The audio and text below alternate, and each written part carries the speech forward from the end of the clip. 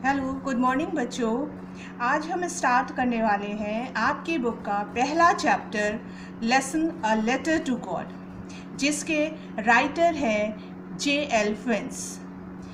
बच्चों, ये एक मैक्सिकन राइटर है, पोएट है और एक जर्नलिस्ट भी है। तो उन्हीं की ये एक शॉर्ट स्टोरी है अ लेटर टू गॉड। तो जो स्टोरी है वो थोड़ी आयरॉनिकल है, यानी कि जो इसका मीनिंग है या जो इसका आप एंड देखेंगे वो काफ़ी फ़नी भी लगेगा एक तरह से, और काफ़ी ऑपोजिट भी लगेगा। वो कैसे? जब आप इसकी समरी सुनेंगे तो हमें समझ आ जाएगा। और अगर हम इसकी टाइटल की बात करें, अ लेटर टू गॉड, तो इससे हमें क्या समझ में आ रहा है? इससे हमें ये समझ में आ रहा है कि डेफिनेटली जो इस पे मेलिंग एड्रेस दिया हुआ है वो बड़ा फ़नी है कि जिसने भी लेटर लिखा है उसने गॉड को लेटर लिखा है, और गॉड को लिखा है तो इस बात से हम ये समझ सकते हैं कि वो कितना फर्म बिलीवर है, इन उसका फेथ कितना है कि वो बिलीव करता है। तो अगर किसी भी ह्यूमन बीइंग का फेथ किसी भी चीज़ के लिए बहुत स्ट्रॉन्ग है तो वो हर एक काम को कर सकता है, वो उसका हर एक काम हो सकता है। अब हम स्टोरी की समरी के बारे में बात करेंगे। तो चैप्टर की स्टार्टिंग में यहाँ पर दिखाया है इस लेसन में कि एक पहाड़ी है जिस पर एक छोटा सा घर है, छोटी सी झोपड़ी है। उस झोपड़ी के बाहर का व्यू बहुत ही सुंदर है, ब्यूटीफुल है। उस पहाड़ी के नीचे से एक रिवर, एक नदी बह रही है। उसके पास में एक कॉर्न फील्ड है और उस पहाड़ी पर केवल एक ही झोपड़ी है। जो ये बताते हैं आपको, हम ये बताएंगे कि ये घर किसका है, ये झोपड़ी किसकी है। ये झोपड़ी है लेंचो की। लेंचो जो कि एक फार्मर है और वो ही हमारे इस स्टोरी का मेन कैरेक्टर भी है, और उसकी एक कॉर्न फील्ड है। इस साल लेंचो एक्सपेक्ट कर रहा है कि खूब अच्छी बारिश होगी, खूब अच्छी रेनफॉल होगी, जिससे उसकी फसल बहुत अच्छी हो जाएगी। और वो जाकर अपने घर से, अपनी झोपड़ी से बाहर खड़ा हो जाता है और आसमान की तरफ देखते हुए सोचता है कि मुझे लगता है कि बहुत अच्छी बारिश होने वाली है। फिर वो अंदर जाता है। अंदर उसकी पत्नी, उसकी वाइफ खाना बना रही है। वो अपनी वाइफ से, अपनी पत्नी से भी कहता है कि मुझे लगता है कि इस साल बारिश बहुत अच्छी होगी। तो उसकी पत्नी कहती है कि हाँ, अगर भगवान ने चाहा तो अच्छी बारिश ज़रूर हो जाएगी। अब लेंचो के कुछ छोटे बेटे हैं, कुछ बड़े बेटे हैं। तो जो बड़े बेटे हैं वो तो फील्ड में काम कर रहे हैं और जो छोटे बेटे हैं वो सब बाहर खेल रहे हैं। लेंचो कहता है कि ये जो बारिश होगी ये हमारे लिए बहुत फ़ायदेमंद होगी, इससे हमारा बहुत फ़ायदा हो जाएगा और हमारी गरीबी दूर हो जाएगी। और जब ये बारिश होगी तो ऐसा लगेगा कि जैसे हमारे खेतों में, हमारे फील्ड में सिल्वर कॉइन्स गिर रहे हैं in the form of rainfall, बारिश के फॉर्म में। क्योंकि ये पैसों की ही बारिश होगी हमारे लिए, क्योंकि ये हमारे लिए बहुत इम्पॉर्टेंट है, बहुत एसेंशियल है, बहुत महत्वपूर्ण है। और हमारे लिए ये बारिश अच्छी रहेगी तो हमारा फसल भी बहुत अच्छा होगा। तो ये बारिश हमारे लिए, हमारी क्रॉप्स के लिए, हमारी फसल के लिए, सब चीज़ के लिए बहुत अच्छा होगा। ये कह के फिर लेंचो सोचता हुआ अंदर चला जाता है। खाना खाने के लिए जब अंदर जाता है तो बहुत तेज़ तेज़ से हवा चलने लगती है, और हवा इतनी तेज़ चलती है कि घर में उनका बर्तन जो है वो इधर उधर गिरने लगता है, और इस तरह से मौसम ख़राब होने लगता है। तो अब फिर से लेंचो मौसम, वेदर की तरफ देखता है, बादलों की तरफ, क्लाउड्स की तरफ देखता है। तो अब लेंचो के मन में थोड़ा सा डर हो जाता है, और वो इसलिए होता है क्योंकि उसे लगता है कि सिर्फ बारिश नहीं होगी, अब क्या होगा, अब धीरे धीरे से हेल स्टॉर्म, ओले की बारिश होने लगेगी। हेल स्टोन होने लगेगा। हेल स्टोन के मतलब ओले, ओले की बारिश होने लगेगी। थोड़ी ही देर बाद ओले की बारिश होने लगती है और जैसे ही ओले पड़ने लगते हैं लेंचो बहुत परेशान हो जाता है और फिर वो सोचता है अपने मन में और कहता है कि आई होप ये बारिश, ओले की बारिश ज़्यादा देर तक ना हो। अगर ये ज़्यादा देर तक हुई तो हमारे फसलों के लिए ये बिल्कुल अच्छा नहीं होगा और हमारी फसल जो है वो बिल्कुल बर्बाद हो जाएगी, ख़त्म हो जाएगी। लेकिन दूसरी तरफ क्या है, दूसरी तरफ उसके जो छोटे बच्चे हैं वो ओलों को देखकर बहुत खुश होते हैं। वो बच्चे हैं तो उनको मज़ा आ रहा है। और आपकी बुक में ओले या हेल स्टोन के लिए जो वर्ड यूज़ किया गया है वो है फ्रोज़न पर्ल। अगर आपने मोती देखी होगी, पर्ल देखे होंगे तो छोटे से वाइट कलर के बहुत सुंदर लगते हैं और इनको रेफ़र किया है और इनको किसकी तरह बताया है, ओलों की तरह या हेल स्टोन की तरह। तो बच्चे जब हेल स्टोन को देखते हैं तो उन्हें बहुत अच्छा लगता है, वो बहुत खुश होते हैं, उन्हें बहुत अम्यूजिंग लग रहा है और वो बाहर जाकर उनको बिनने लगते हैं। लेकिन हम दूसरी तरफ अगर लेंचो की बात करें तो वो बहुत परेशान हो जाता है क्योंकि उसको पता है कि उसकी फसल के लिए बिल्कुल अच्छा नहीं है और वो बहुत उदास हो जाता है क्योंकि ये ओले की बारिश 1 घंटे तक होती रहती है और जिससे लेंचो की सारी फसल बर्बाद हो जाती है, तबाह हो जाती है, ख़राब हो जाती है। पेड़ पर एक भी पत्ता नहीं रह जाता है, जितने फ्लावर्स, जितने फूल हैं वो सब भी बर्बाद हो गए हैं और देखकर फील्ड को ऐसा लग रहा है जैसे एक सॉल्ट की, एक नमक की सफ़ेद चादर बिछ गई हो। उसकी फील्ड में लेंचो बहुत परेशान हो गया। अपनी फील्ड को, अपनी क्रॉप्स को, अपनी फसल को देखकर वो बहुत दुखी हो गया, बहुत परेशान हो गया। ये सब सिचुएशन देखकर उसे पता था कि ये कॉर्नफील्ड उसके लिए कितनी फ़ायदेमंद है और उसको कितना प्रॉफिट दे सकती है, लेकिन ये सब बर्बाद हो गया। लेंचो जो है वो दुखी बहुत है। लेंचो क्या बोलता है, अपने बच्चों से बोलता है कि इतना ज़्यादा नुकसान तो जो इंसेक्ट, टिड्डी दल आते हैं, लफ्टस आते हैं, वो भी इकट्ठा होकर आते हैं तो फसल को इतना ख़राब नहीं करते हैं, इतना नुकसान नहीं पहुंचाते हैं जितना कि इस ओले की बारिश ने किया है। लेकिन उसके मन में एक होप है, एक उम्मीद है। तो अगर आपके भी घर में कोई इंसान हो जिसे ये उम्मीद हो, नहीं चलो अगर ये ऐसा हो गया है तो कोई बात नहीं, इसका कोई तो चीज़ निकलेगी, कुछ होगा, तो उसी तरह से लेंचो उदास तो बहुत है लेकिन उसके मन में एक होप है। और अगर उसके मन में एक होप है तो इसका मतलब कि वो उसका बहुत स्ट्रॉन्ग फेथ है।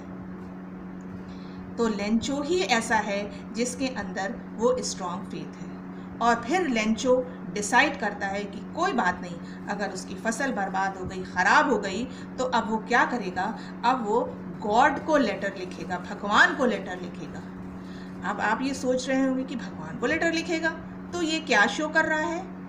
ये शो कर रहा है कि लेंचो को कितना विश्वास है टुवर्ड्स गॉड की तरफ। अगर मैं इस स्टोरी को पढ़ूंगी या आप भी इस स्टोरी को पढ़ेंगे तो आपको भी ये बहुत ह्यूमरस लगेगी और आपको बड़ी हंसी आएगी कि ऐसे कैसा हो सकता है कि एक इंसान गॉड को लेटर लिख रहा है।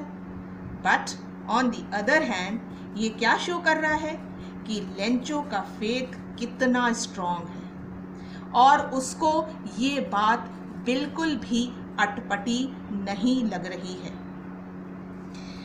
उसने फटाफट एक लेटर गॉड को लिखा।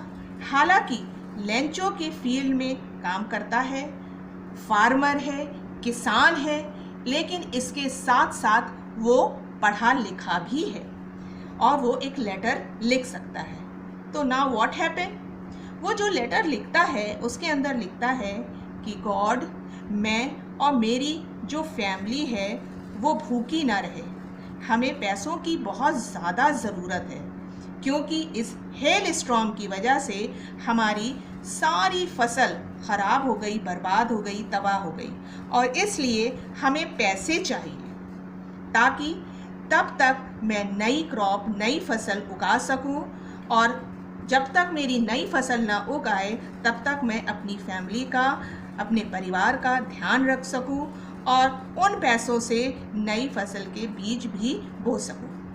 फिर उसने लिखा कि इन सब चीज़ों के लिए, ये सारी चीज़ें होनी हैं तो इन सब चीज़ों के लिए उसे 100 पैसोस की ज़रूरत है। अब बच्चों, आप सोच रहे हो कि मैम पैसोस क्यों कह रही हैं, पैसे क्यों नहीं कह रही हैं? तो पैसो इसलिए क्योंकि यहाँ पर पैसोस जो है वो इटली की करेंसी है। तो वो लेटर में लिखता है कि, और तो वो लेटर लिखता है और उसको पोस्ट कर देता है। तो यहाँ तक का तो जो सीन है वो उसकी फैमिली का और उसके घर का था। तो अब ये लेटर जैसे ही पोस्ट ऑफिस में पोस्टमैन पढ़ता है, उसको बहुत हंसी आती है, क्योंकि जो एड्रेस उस पर लिखा होता है वो है गॉड को। ऐसा लेटर और एड्रेस तो उसने कभी देखा नहीं, इसलिए वो लेटर लेकर सीधा पोस्टमास्टर के पास जाता है। पोस्टमास्टर, जो बहुत ही गुड नेचर्ड है, फ्रेंडली है, बहुत अच्छे से सबसे मिलता है, बात करता है, थोड़ा फैटी भी है, तो वो भी इस लेटर को देखकर बहुत हंसता है, लेकिन फिर वो काफ़ी ज़्यादा सीरियस भी हो जाता है। और वो सीरियस क्यों होता है? क्योंकि उसको ये रियलाइज़ हो जाता है कि देखो इस इंसान का फेथ कितना स्ट्रॉन्ग है, उसने जो बात लिखी है वो कितनी सीरियस है। हमें इस बात का मजाक नहीं उड़ाना चाहिए, क्योंकि उसके पास पैसे नहीं हैं, इसलिए उसने ये लेटर गॉड को लिखा है। अगर एक इंसान में जितना फेथ, इस इंसान के जितना फेथ मेरे अंदर होता तो कितनी अच्छी बात होती। तो वो अब क्या डिसाइड करता है? तो वो अब डिसाइड करता है कि कुछ पैसे वो अपनी सैलरी से और कुछ अपने एम्प्लॉय से इकट्ठा करके लेंचो की मदद करेगा। तो वो उसी लेटर के अंदर 100 पैसे तो नहीं इकट्ठा कर पाया, लेकिन 70 पैसों इकट्ठा करके उसी लेटर में डाल देता है। और उस लेटर में वो कुछ भी नहीं लिखता, बस केवल गॉड लिखता है। और फिर उसके बाद क्या होता है? And then what happened? Next Sunday Lencho post office थोड़ा जल्दी आ जाता है उस लेटर को देखने के लिए। तो जब वो जल्दी आ जाता है उस लेटर को देखने के लिए, तो देखिए इसकी ये बात, उसको ये बात बिल्कुल अभी तक अटपटी नहीं लगी है कि जो लेटर उसने गॉड को लिखा उसका जवाब आएगा। बिल्कुल अटपटी नहीं लगी। वो गॉड को लेटर लिख रहा है, बल्कि उसको इतना फर्म बिलीव है कि जो लेटर उसने लिखा है उसका जवाब भी आएगा, इसलिए वह पोस्ट ऑफिस भी जा पहुंचा। बल्कि वो लेटर जब खोलता है तो ज़रा भी, स्लाइट सा भी रिएक्ट नहीं करता है। इनफैक्ट जब वो लेटर खोलता है तो उसको गुस्सा आ जाता है। और उसको गुस्सा क्यों आता है? क्योंकि उसने तो 100 पैसों मांगे थे, लेकिन उसे कितने पैसे मिले? उसे तो सिर्फ 70 पैसों मिले। तो ये देखकर वो डिसाइड करता है कि वो एक लेटर और गॉड को लिखेगा। तो वो फटाफट काउंटर पर जाता है, एक पेपर और पेन लेता है और लिखता है। अब वो जो लिखता है वो काफ़ी ज़्यादा बच्चों इम्पॉर्टेंट है, क्योंकि मैंने एकदम स्टोरी के शुरू में ही आपको बताया था कि ये काफ़ी आयरॉनिकल है और फिर कुछ ऑपोजिट भी है। तो वो लेटर लिखता है कि भगवान, मैंने तो आपसे 100 पैसे मांगे थे, बाकी के कहाँ गए? क्योंकि मुझे तो 70 पैसे मिले हैं और इससे मेरा गुजारा नहीं हो पाएगा। तो आप प्लीज़ एक काम करिए, आप पूरे के पूरे पैसे भेजिए। और एक बात का ज़रूर ध्यान रखिएगा कि मेल के थ्रू बिल्कुल भी मत भेजिएगा, क्योंकि यहाँ पर जो पोस्ट ऑफिस के वर्कर्स हैं, एम्प्लॉयज़ हैं, वो बहुत ज़्यादा कनिंग है और वो ही मेरे पैसे चुरा लेते हैं। तो एट द एंड हम क्या देखते हैं कि इसमें आयरनी है। और ये आयरनी क्यों है? क्योंकि उन्हीं लोगों ने जिसकी मदद की वो लेंचो, उन्हीं की मदद 70 पैसे किसके पास पहुँचे थे? लेंचो के पास। लेकिन लेंचो को कितने चाहिए थे? 100। तो लेंचो को लगा कि पोस्ट ऑफिस के वर्कर्स ने उसके पैसे खा लिए हैं। तो यही आयरनी है और यहीं पर ये स्टोरी ख़त्म हो जाती है।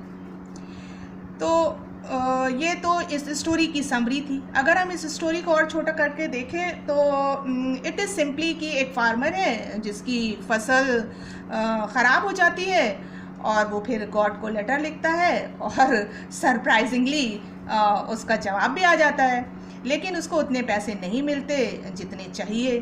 तो इसलिए वो एक और लेटर गॉड को लिखता है कि अब मेल के थ्रू पैसे बिल्कुल मत भेजना, क्योंकि पोस्ट ऑफिस वाले पैसे चुरा लेते हैं।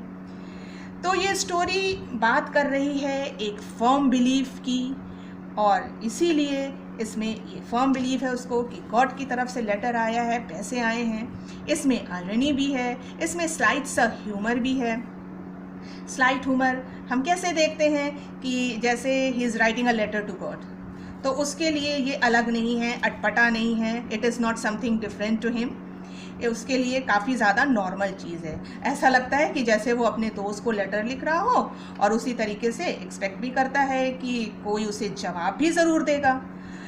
तो ये तो इस स्टोरी की समरी है। अब बच्चों हम कुछ इम्पॉर्टेंट क्वेश्चंस की बात करेंगे कि जैसे एग्ज़ाम्स में आपके लिए ये क्वेश्चन पूछा जा सकता है कि लेंचो ने फर्स्ट टाइम जो लेटर लिखा उसके अंदर क्या लिखा था, उसमें उसको क्या प्रॉब्लम, तो उसके अंदर उसने क्या लिखा था, उसने कितने पैसे मांगे थे, किससे मांगे थे, उसने क्या प्रॉब्लम्स अपनी बताई थी, ये सारी चीज़ें आप उसमें लिखेंगे। फिर इसमें से एक नेक्स्ट क्वेश्चन हो सकता है, वो वैल्यू बेस्ड के फॉर्म में भी आ सकता है कि डू यू थिंक कि लेंचो ने ये जानने की कोशिश की कि ये लेटर किसने लिखा था। तो वेल आप जानते हैं कि लेंचो ने तो बिल्कुल ट्राई ही नहीं किया होगा, क्योंकि he is a firm believer, और तभी तो उसने लिखा था कि नेक्स्ट टाइम पोस्ट ऑफिस में पैसे मत भेजिएगा, क्योंकि पोस्ट ऑफिस एम्प्लॉयज़ पैसे खा लेते हैं। तो बच्चों ये था आपका chapter a letter to God. इसी के साथ ये चैप्टर ख़त्म होता है और फिर मिलते हैं नेक्स्ट चैप्टर के लिए। Till then good bye.